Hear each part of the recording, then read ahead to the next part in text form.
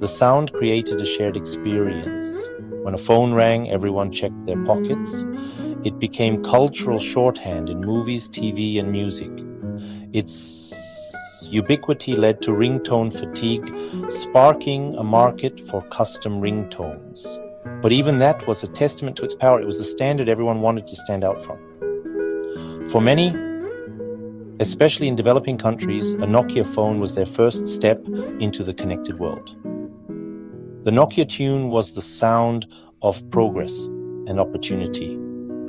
It was the soundtrack of globalization, bridging distances like never before.